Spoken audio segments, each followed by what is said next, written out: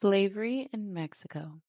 From our detailed records of the period, it is clear that the Puebla's economy depended in its early years upon the following agricultural staples: wool, hides, wheat, corn, and cochineal, a dye purchased from the Indians in the surrounding countryside.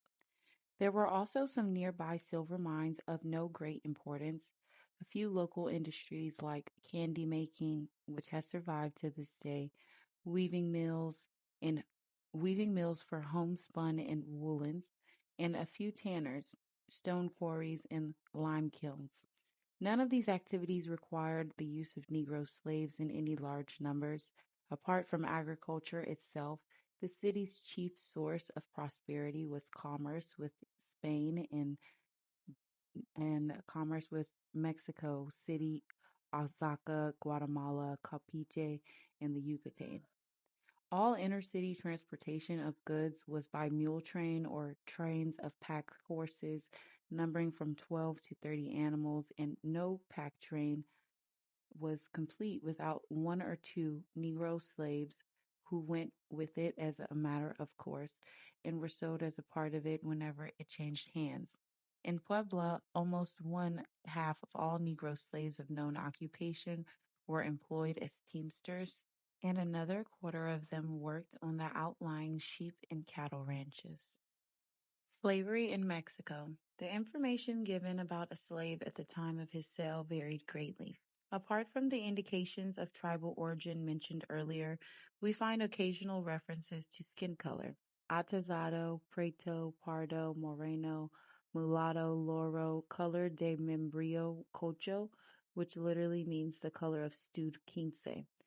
Age: most of slaves sold appear to have been under 25, with not a few of them children, and degree of acquaintance with Spanish.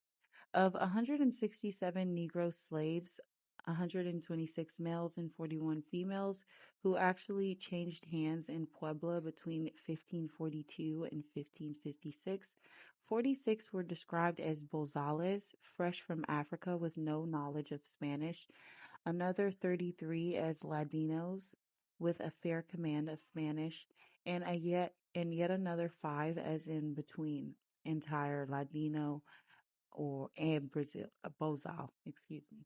The linguistic skills of the remaining 83 were not specified, but it is safe to assume that they were not Ladinos, or else the fact would surely have been mentioned as an asset increasing their sales value.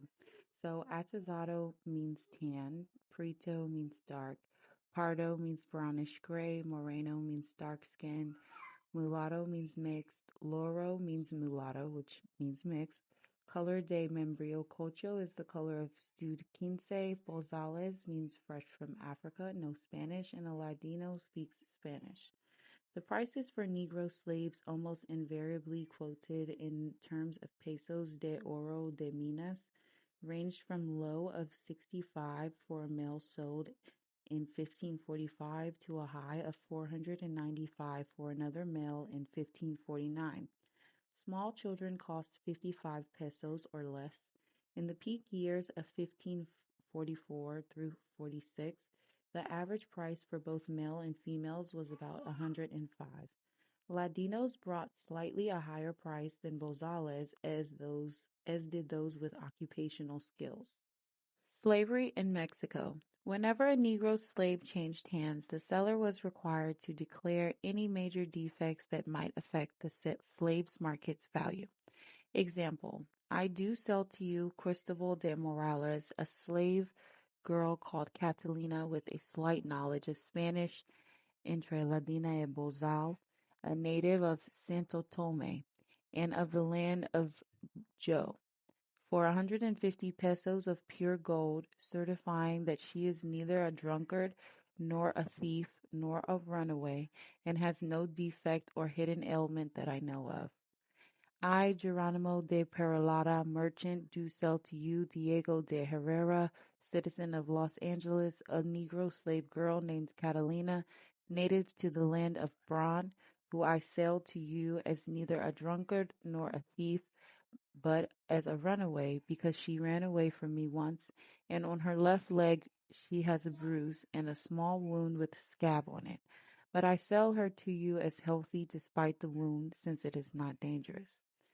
I, Diego Cortez, merchant, do sell to you for 220 pesos of pure gold a Negro slave called Hernando, freshly arrived from Africa from the land of Bran, who is neither a drunkard nor a thief, nor afflicted by devils, sound in all his limbs, and not given to running away, and who was taken in war and not in peace.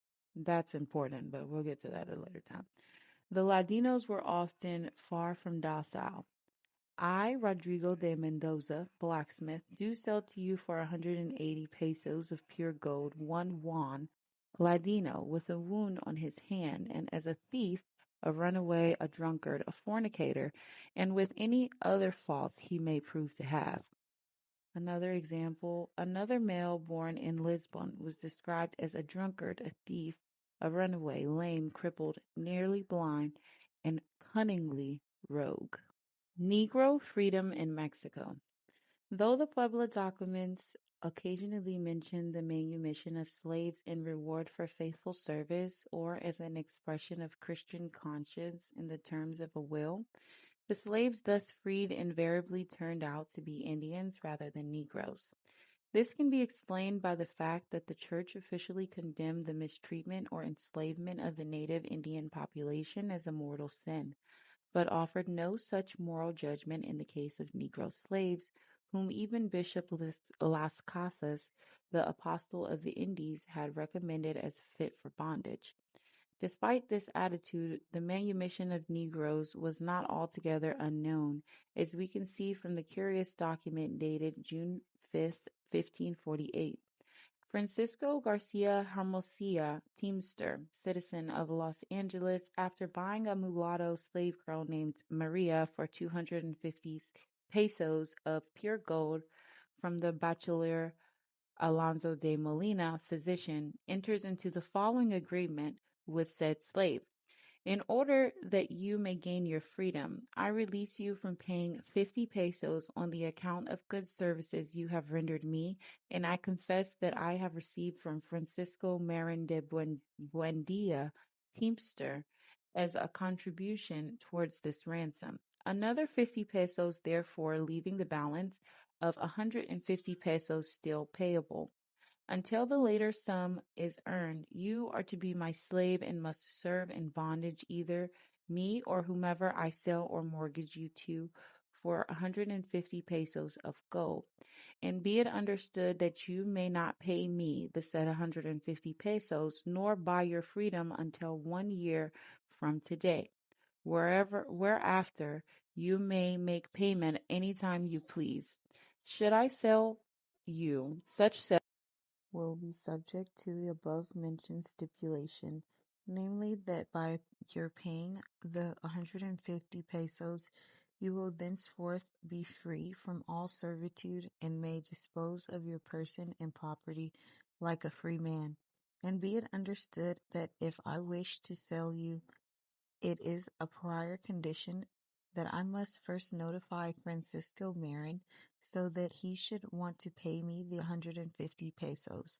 I must sell you to him rather than to anyone else, and be it understood that if you and the said Maria should not wish to be sold to Francisco Marin, this condition will then be null and void, and I need not to fulfill it, but rather may sell you to whomever I may see fit, and that the buyer upon receipt of the said ransom will be obligated to give you a properly executed certificate of manumission, Carta de Hora. Having free explanation. Francisco Garcia Homicida, the owner, is telling Maria, who is enslaved, the conditions under which she can become free. 1. The owner says he is freeing her in the future, but only after she pays a total of 150 pesos. 2. He says that she does not have to pay 50 pesos anymore because of the good work that she's done. Another man, Francisco Marin, already paid 50 pesos toward her freedom, so there's only 150 pesos left for her to pay, before she becomes fully free. 3. Maria must remain a slave until she earns/pays the remaining 150 pesos. 4. She cannot pay the 150 pesos or buy her freedom until 1 year from now.